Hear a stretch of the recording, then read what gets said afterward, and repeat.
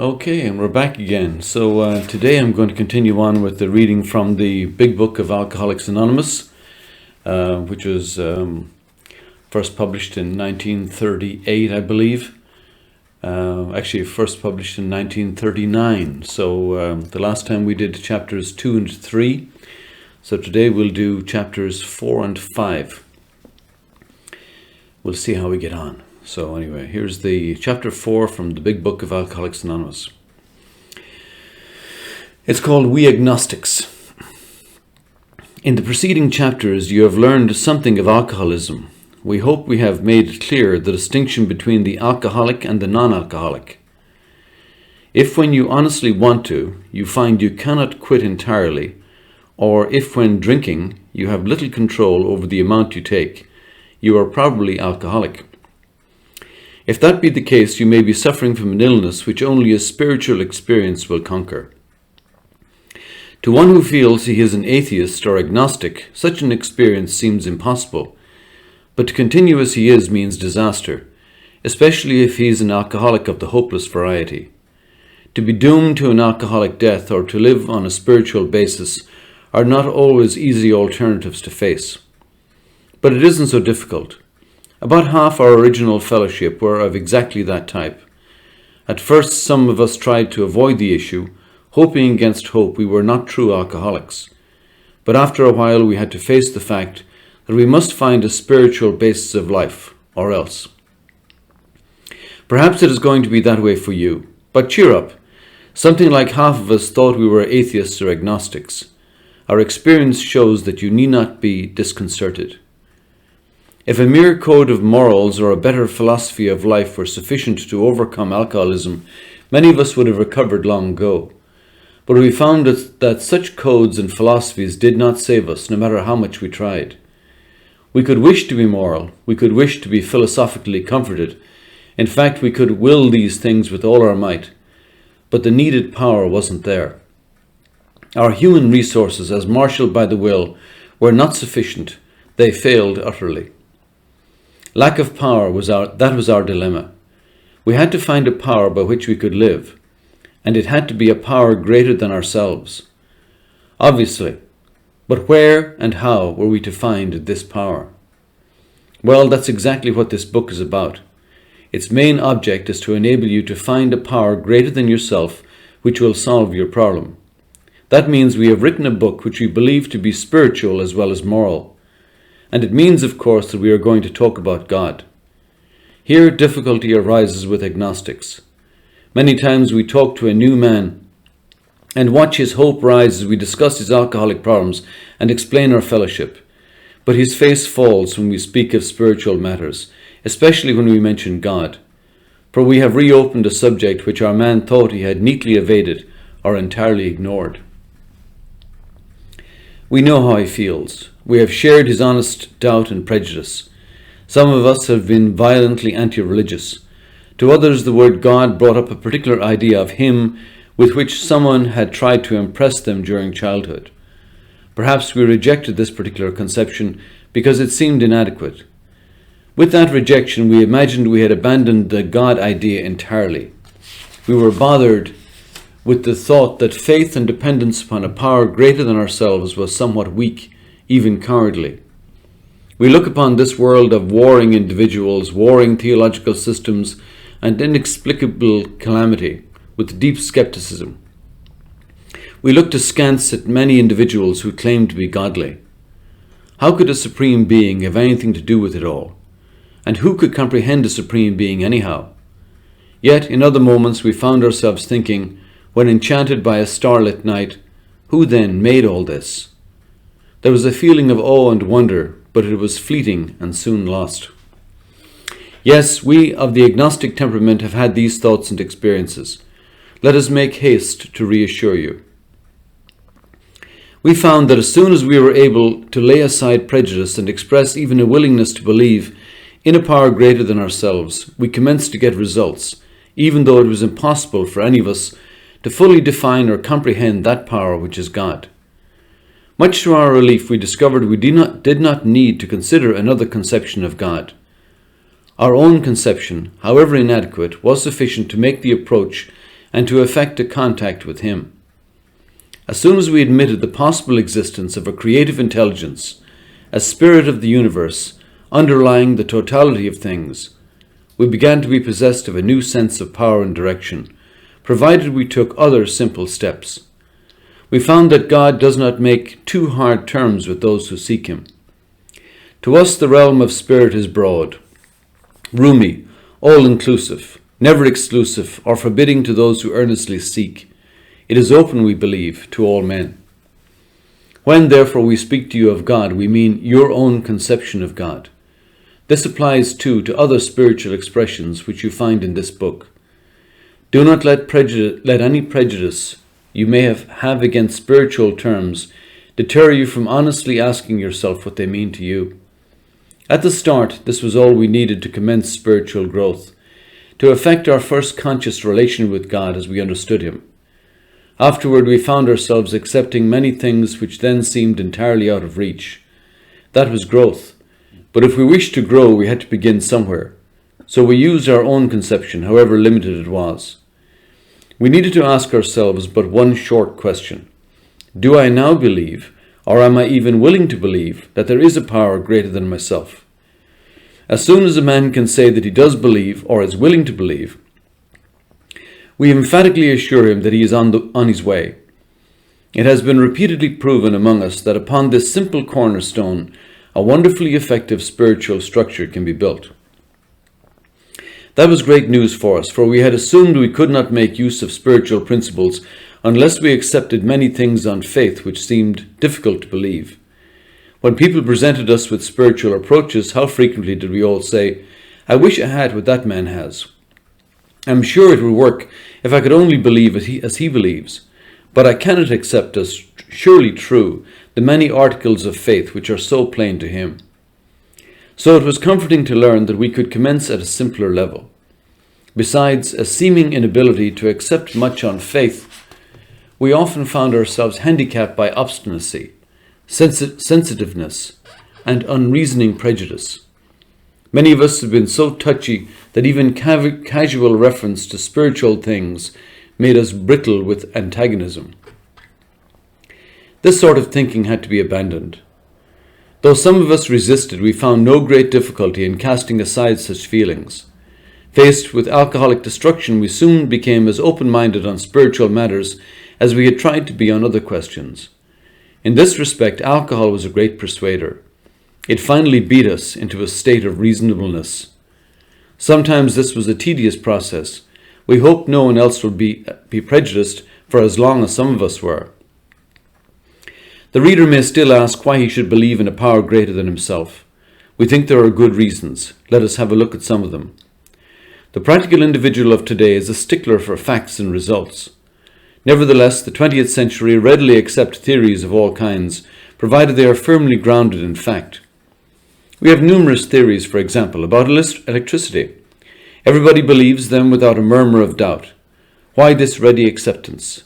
Simply because it is impossible to explain what we see, feel, direct, and use without a reasonable assumption as a starting point.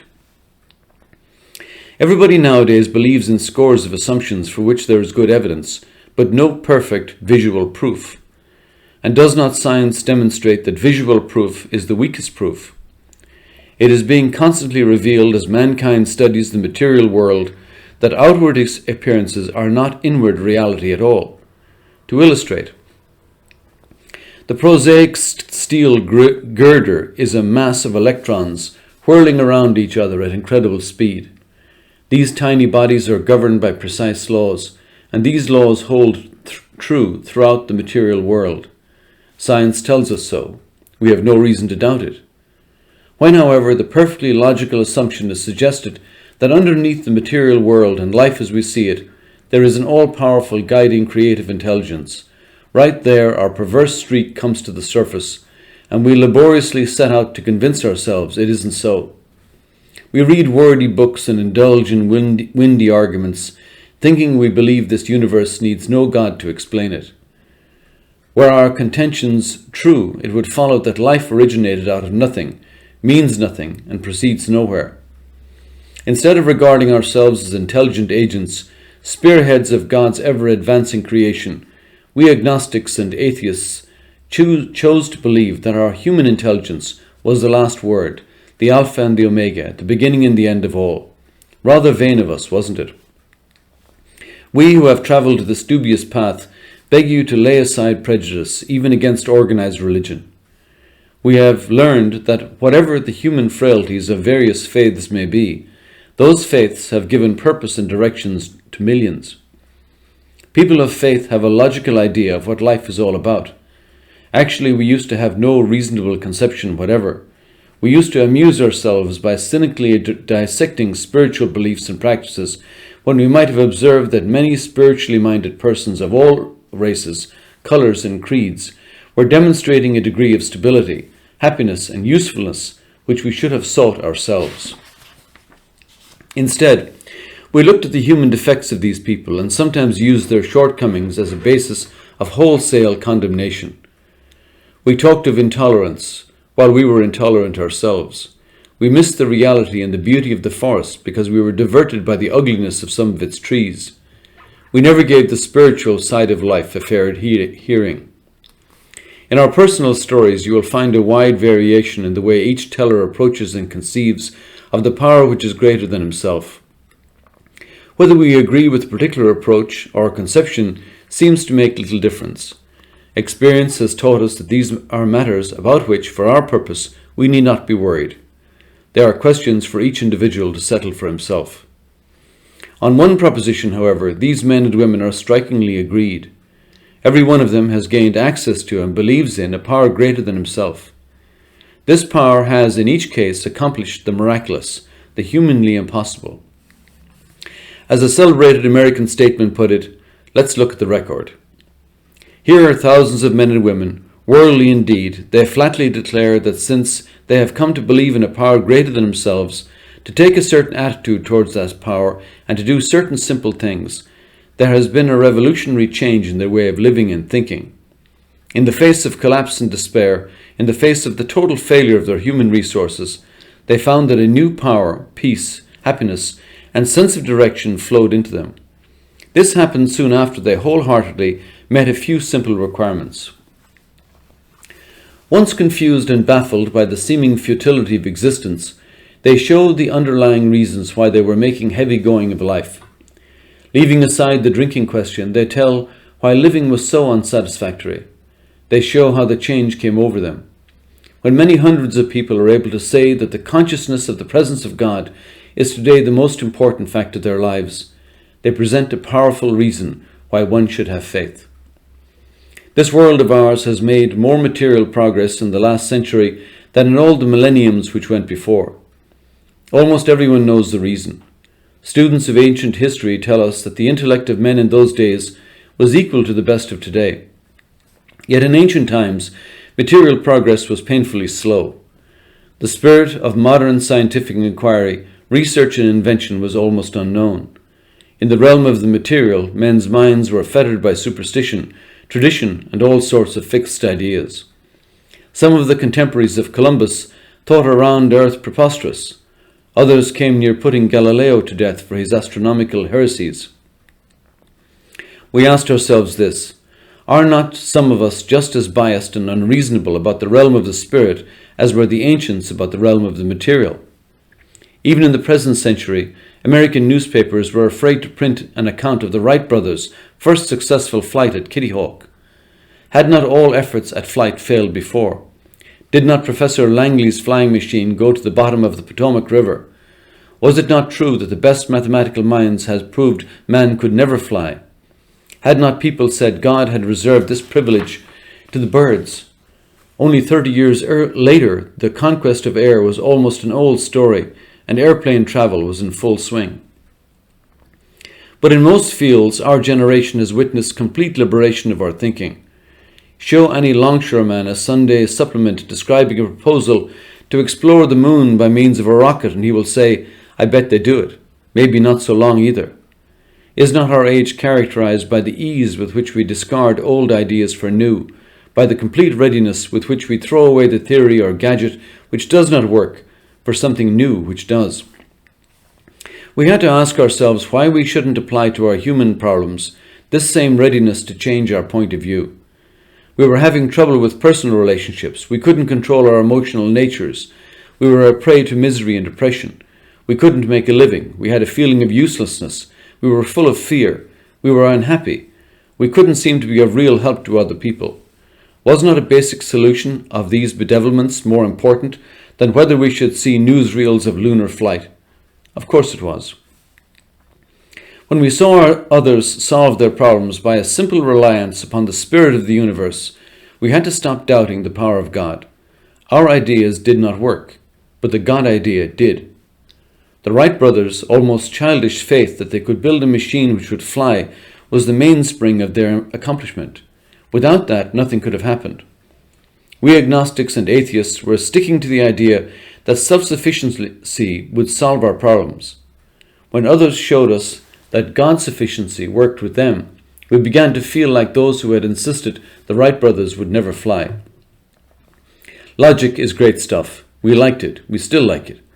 It is not by chance we were given the power to reason, to examine the evidence of our senses, and to draw conclusions. That is one of man's magnificent attributes. We agnostically inclined, would not feel satisfied with a proposal which does not lend itself to reasonable approach and interpretation. Hence we are at pains to tell why we think our present faith is reasonable, why we think it is more sane and logical to believe than not to believe, why we say our former thinking was soft and mushy when we threw up our hands in doubt and said, we don't know. When we became alcoholics, crushed by a self-imposed crisis we could not postpone or evade, we had to fearlessly face the proposition that either God is everything or else he is nothing. God either is or he isn't. What was our choice to be? We arrived at this point. We were squarely confronted with the question of faith. We couldn't duck the issue. Some of us had already walked far over the bridge of reason towards the desired shore of faith. The outlines and the promise of the new land had brought luster to tired eyes and fresh courage to flagging spirits. Friendly hands had stretched out in welcome. We were grateful that reason had brought us so far, but somehow we couldn't quite step ashore. Perhaps we had been leaning too heavily on reason that last mile, and we did not like to lose our support. That was natural, but let us think a little more closely. Without knowing it, we had not been brought to where we stood by a without knowing it, had we not been brought to where we stood by a certain kind of faith. For did we not believe in our own reasoning? Did we not have confidence in our ability to think? What was that but a sort of faith? Yes, we had been faithful, abjectly faithful to the God of reason. So in one way or another, we discovered that faith had been involved all the time. We found too that we had been worshippers. What a state of mental goose flesh that used to bring on. Had we not variously worshipped people, sentiment, things, money, and ourselves? And then we, with a better motive, had we not worshipfully beheld the sunset, the sea, or a flower? Who of us has not loved something or somebody? How much did these feelings, these loves, these worships have to do with pure reason? Little or nothing. We saw at last. Were not these things the tissue out of which our lives were constructed? Did not these feelings, after all, determine the course of our existence? It was impossible to say we had no capacity for faith or love or worship. In one form or another, we had been living by faith and little else. Imagine life without faith. Were nothing left but pure reason, it wouldn't be life. But we believed in life, of course we did. We could not prove life in the sense that you can prove a straight line is the shortest distance between 2 points, yet there it was. Could we still say the whole thing was nothing but a mass of electrons created out of nothing, meaning nothing, whirling on to a destiny of nothingness? Of course we couldn't. The electrons themselves seemed more intelligent than that, at least so the chemist said. Hence we saw that reason isn't everything. Neither is reason, as most of us use it, entirely dependable, though it emanate from our best minds. What about people who proved that man could never fly? Yet we had been seeing another kind of flight, a spiritual liberation from this world, people who rose above their problems. They said God made these things possible and we only smiled. We had seen spiritual release, but liked to tell ourselves it wasn't true. Actually, we were fooling ourselves, for deep down, in every man, woman, and child, is the fundamental idea of God. It may be obscured by calamity, by pomp, by worship of other things, but in some form or another it is there. For faith in a power greater than ourselves and miraculous demonstrations of that power in human lives are facts as old as man himself. We finally saw that faith in some kind of God was a part of our makeup, just as much as the feeling we have for a friend. Sometimes we had to search fearlessly, but here he was there. He was as much a fact as we were. We found the great reality deep down within us. In the last analysis, it is only there that he may be found. It was so with us. We can only clear the ground a bit. If our testimony helps sweep away prejudice, enables you to think honestly, encourages you to search diligently within yourself, then if you wish, you can join us on the broad highway. With this attitude, you cannot fail. The consciousness of your belief is sure to come to you. In this book, you will read the experience of a man who thought he was an atheist. His story is so interesting that some of it should be told now. His change of heart was dramatic, convincing, and moving. Our friend was a minister's son. He attended church school, where he became rebellious at what he thought was an overdose of religious education. For years thereafter, he was dogged by trouble and frustration. Business failure, insanity, fatal illness, suicide, these calamities in his immediate family embittered and depressed him. Post-war disillusionment, ever more serious alcoholism, impending mental and physical collapse brought him to the point of self-destruction. One night, when confined to a hospital, he was approached by an alcoholic who had known a spiritual experience. Our friend's gorge rose as he bitterly cried out, "If there is a God, he certainly hasn't done anything for me." But later, alone in his room, he asked himself this question: is it possible that all the religious people I have known are wrong? While pondering the answer, he felt as though he had lived in hell. Then, like a thunderbolt, a great thought came. It crowded out all else. Who are you to say there is no God? This man recounts that he tumbled out of his bed to his knees. In a few seconds he was overwhelmed by a conviction of the presence of God. It poured over and through him with the certainty and majesty of a great tide at flood. The barriers he had built through the years were swept away. He stood in the presence of infinite power and love. He had stepped from bridge to shore. For the first time, he lived in conscious companionship with his Creator. Thus was our friend's cornerstone fixed in place. No later vicissitude has shaken it. His alcoholic problem was taken away. That very night, years ago, it disappeared. Save for a few brief moments of temptation, the thought of drink has never returned. And at such times, a great revulsion has risen up in him. Seemingly, he could not drink even if he would. God had restored his sanity. What is this but a miracle of healing? Yet its elements are simple. Circumstances made him willing to believe. He humbly offered himself to his Maker. Then he knew. Even so has God restored us all to our right minds. To this man the revelation was sudden. Some of us grow into it more slowly, but he has come to all who have honestly sought him. When we drew near to him, he disclosed himself to us. That's chapter 3. So, chapter 5. How it works. Rarely have we seen a person fail who has thoroughly followed our path. Those who do not recover are people who cannot or will not completely give themselves to this simple program. Usually men and women who are constitutionally incapable of being honest with themselves. There are such unfortunates. They are not at fault. They seem to have been born this way. They are naturally incapable of grasping and developing a manner of living which demands rigorous honesty. Their chances are less than average. There are those, too, who suffer from grave emotional and mental disorders, but many of them do recover if they have the capacity to be honest. Our stories disclose in a general way what we used to be like, what happened, and what we are like now. If you have decided you want what we have and are willing to go to any length to get it, then you are ready to take certain steps. At some of these we balked. We thought we could find an easier, softer way, but we could not. With all the earnestness at our command, we beg of you to be fearless and thorough from the very start. Some of us have tried to hold on to our old ideas, and the result was nil until we let go absolutely. Remember that we deal with alcohol, cunning, baffling, powerful. Without help it is too much for us, but there is one who has all power. That one is God. May you find him now. Half measures availed us nothing. We stood at the turning point. We asked his protection and care with complete abandon. Here are the steps we took, which are suggested as a program of recovery. 1. We admitted we were powerless over alcohol, that our lives had become unmanageable. 2. Came to believe that a power greater than ourselves could restore us to sanity. 3. Made a decision to turn our will and our lives over to the care of God as we understood him. 4. Made a searching and fearless moral inventory of ourselves. 5.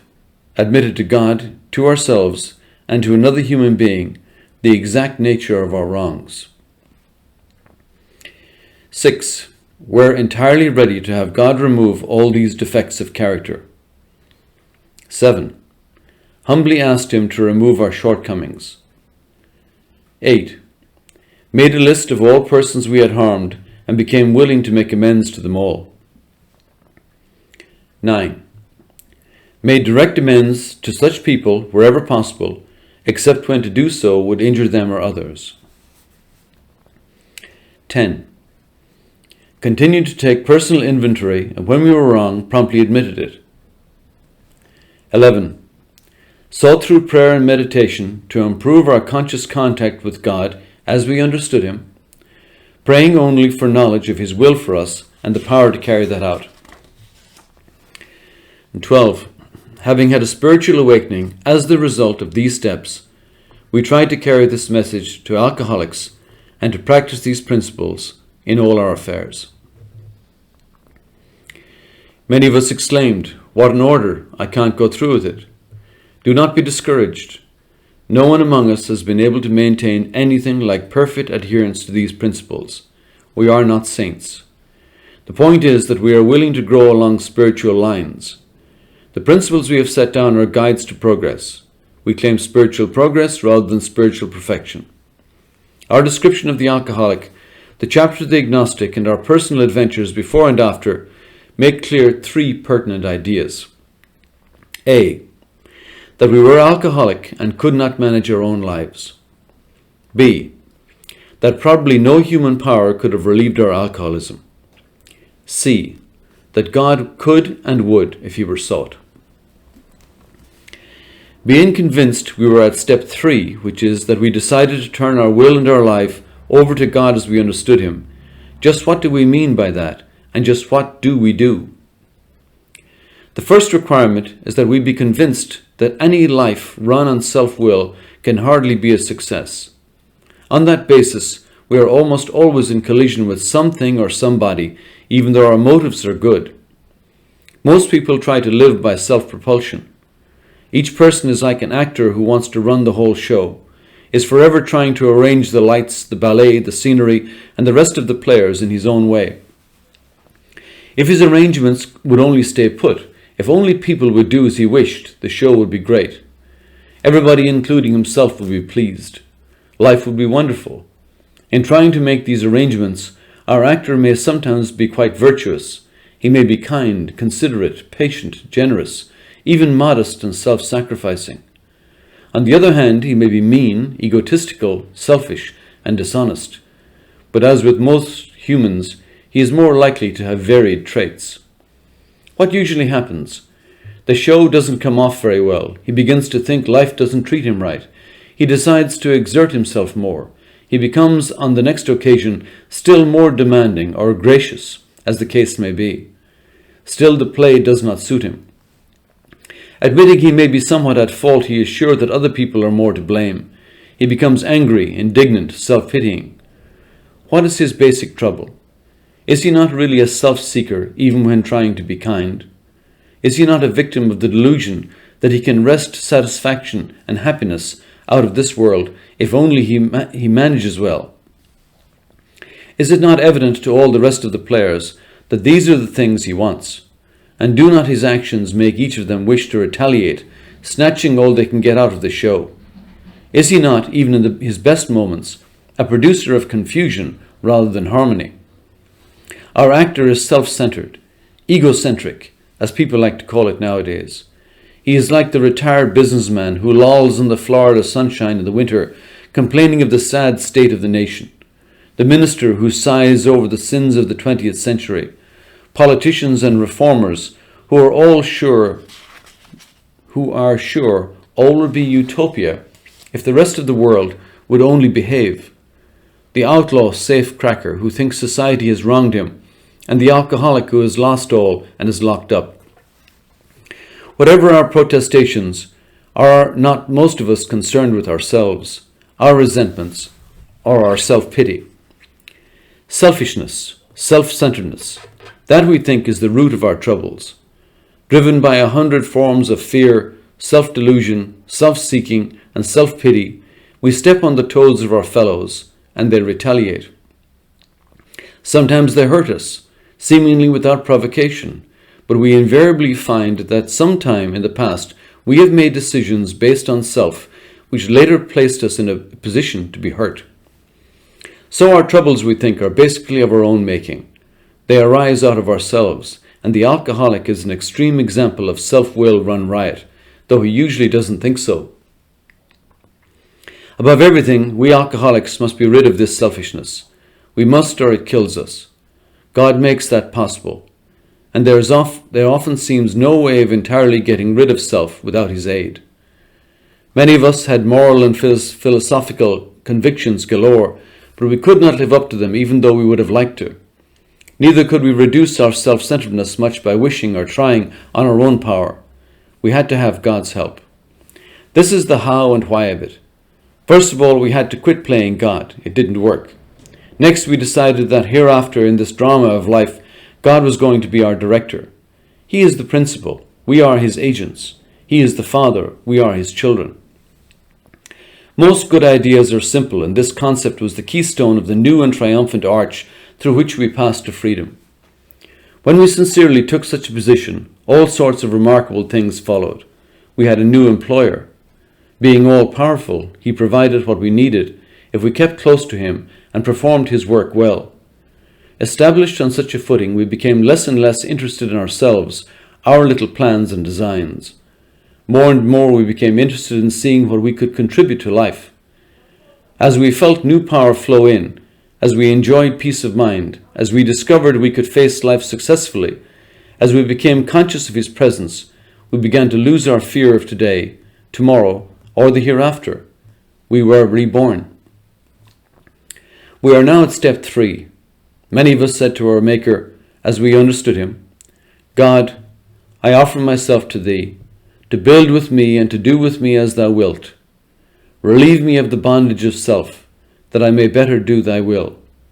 Take away my difficulties, that victory over them may bear witness to those I would help of thy power, thy love, and thy way of life. May I do thy will always.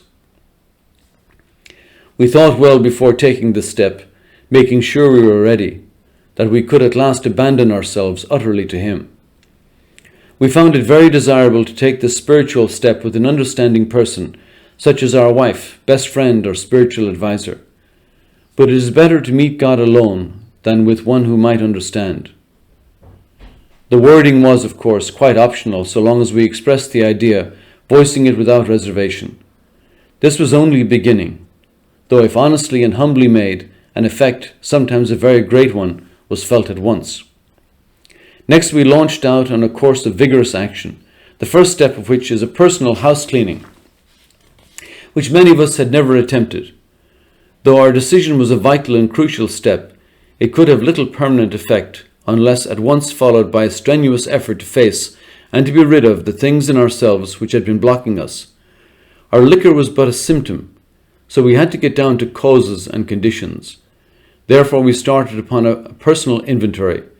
This was step 4. A business which takes no regular inventory usually goes broke. Taking a commercial inventory is a fact-finding and a fact-facing process. It is an effort to discover the truth about the stock in trade. One object is to disclose damaged or unsaleable goods, to get rid of them promptly and without regret.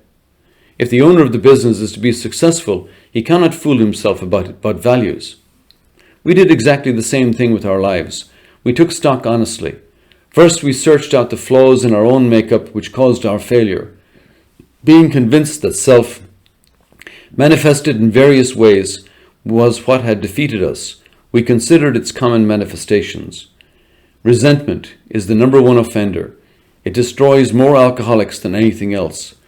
From it stem all forms of spiritual disease, for we have not only been mentally and physically ill, we have been spiritually sick. When the spiritual malady is overcome, we straighten out mentally and physically.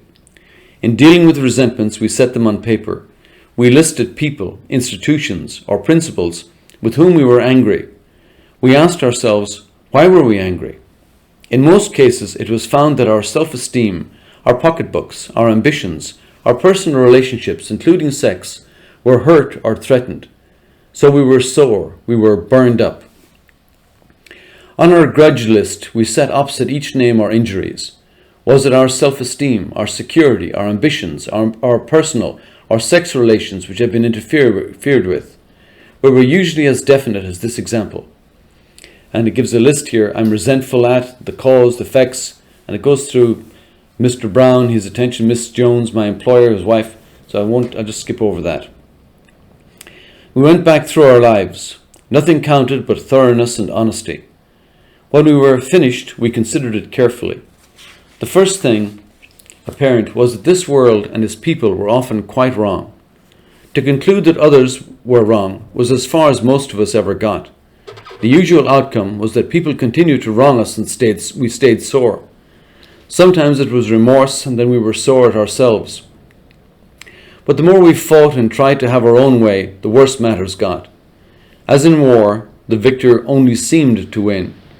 Our moments of triumph were short-lived.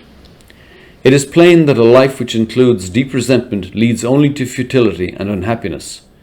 To the precise extent that we permit these, do we squander the hours that might have been worthwhile. But with the alcoholic, whose hope is the maintenance and growth of a spiritual experience, this business of resentment is infinitely grave. We found that it is fatal. For when harboring such feelings, we shut ourselves off from the sunlight of the Spirit. The insanity of alcohol returns, and we drink again. And with us, to drink is to die. If we were to live, we had to be free of anger. The grouch and the brainstorm were not for us. They may be the dubious luxury of normal men, but for alcoholics, these things are poison. We turned back to the list, for it held the key to the future. We were prepared to look at it from an entirely different angle. We began to see that the world and its people really dominated us. In that state, the wrongdoing of others, fancied or real, had power to actually kill. How could we escape? We saw that these resentments must be mastered, but how? We could not wish them away any more than alcohol. This was our course. We realized that the people who wronged us were perhaps spiritually sick. Though we did not like their symptoms and the way that these disturbed us, they, like ourselves, were sick too. We asked God to help us show them the same tolerance, pity, and patience that we would cheerfully grant a sick friend. When a person offended me, we said to ourselves, "This is a sick man. How can I be helpful to him? God save me from being angry. Thy will be done." We avoid retaliation or argument. We wouldn't treat sick people that way. If we do, we destroy our chance of being helpful. We cannot be helpful to all people, but at least God will show us how to take a kindly and tolerant view of each and every one. Referring to our list again, putting out of our minds the wrongs others had done, we resolutely looked for our own mistakes. Where had we been selfish, dishonest, self-seeking, and frightened? Though a situation had not been entirely our fault, we tried to disregard the other person involved entirely. Where were we to blame? The inventory was ours, not the other man's. When we saw our faults, we listed them. We placed them before us in black and white. We admitted our wrongs honestly and were willing to set these matters straight. Notice that the word fear is bracketed alongside the difficulties with Mr. Brown, Mrs. Jones, the employer, and the wife. This short word somehow touches about every aspect of our lives. It was an evil and corroding thread. The fabric of our existence was shot through with it. It set in motion trains of circumstances which brought us misfortune we felt we didn't deserve. But did not we ourselves set the ball rolling?